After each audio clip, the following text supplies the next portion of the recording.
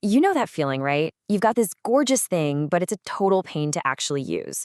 Or on the flip side, you've got something that works like a charm, but man, it is ugly.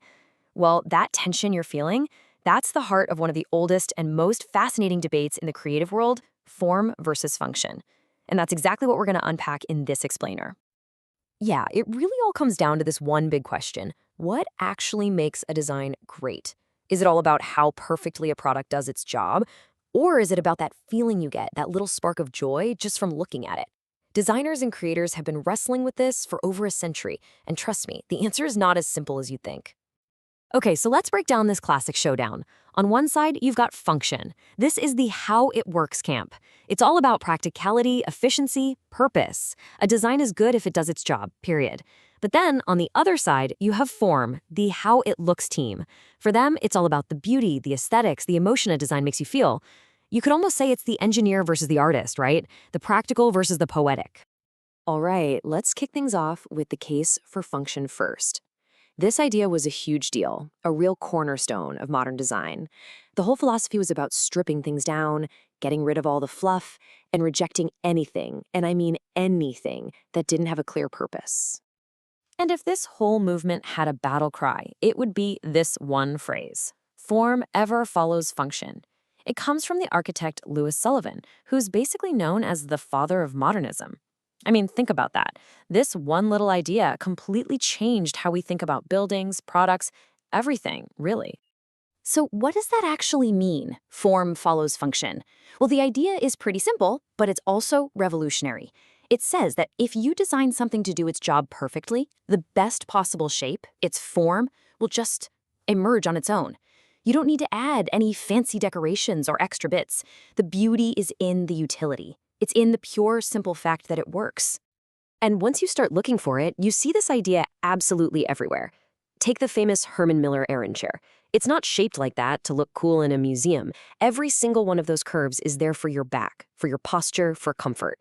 Or think about software like Google Docs. It's so minimalist, right? It just gets out of your way so you can focus on one thing: writing. The design serves the task. End of story. Okay, but what if that's only half the story? What if there's more to it? Now, we're going to flip the coin and look at the other side of this argument. The idea that maybe, just maybe, a design's number one job is to be beautiful and to make you feel something. This approach, function follows form, completely flips the script. Here, the designer starts with a stunning visual idea, an amazing shape. And that beautiful form is what dictates how the thing actually works and how we're supposed to use it. Think about a wild piece of high fashion or a futuristic concept car. The visual wow factor is the whole point. And honestly, there's a really strong case for this. I mean, a beautiful design makes a killer first impression, right? It grabs your attention. It can create a real emotional connection, making something stick in your mind and completely shape how you feel about a brand.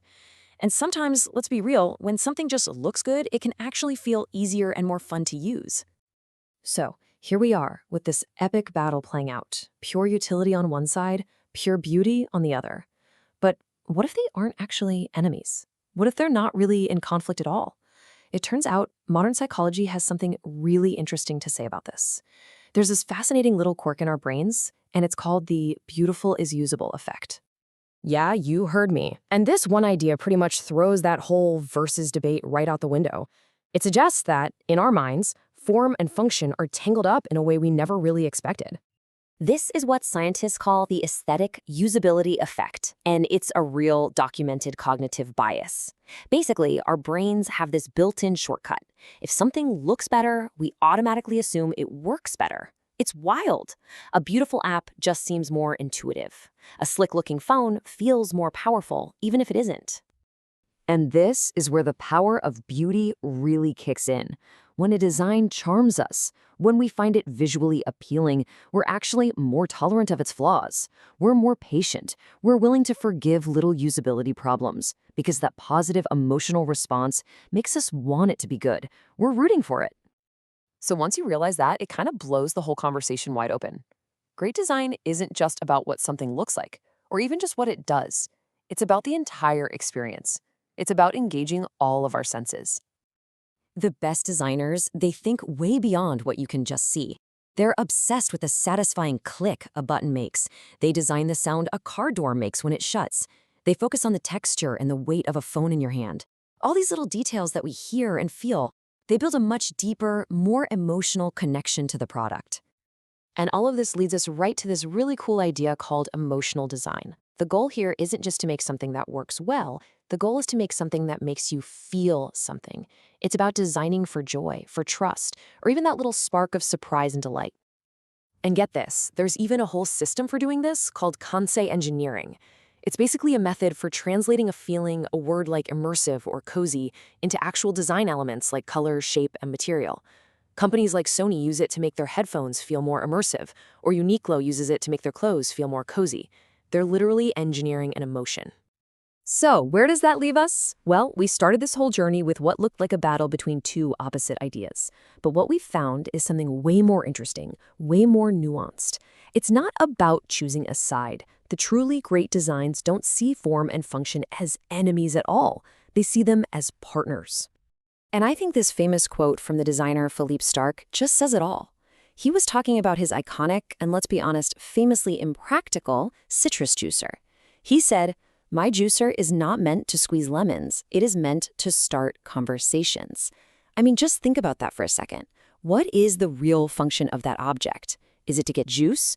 Or is it to be a piece of art on your counter? Something that makes people talk? In that case, its emotional function totally crushes its practical one. And that really leaves us with one last thing to think about. As you go about your day, look at the stuff around you, your phone, your chair, your coffee mug, and ask yourself, what is this thing really for? Is it just here to do a job, or does it do something more? Does it bring you a little bit of joy, make you think, or tell a story?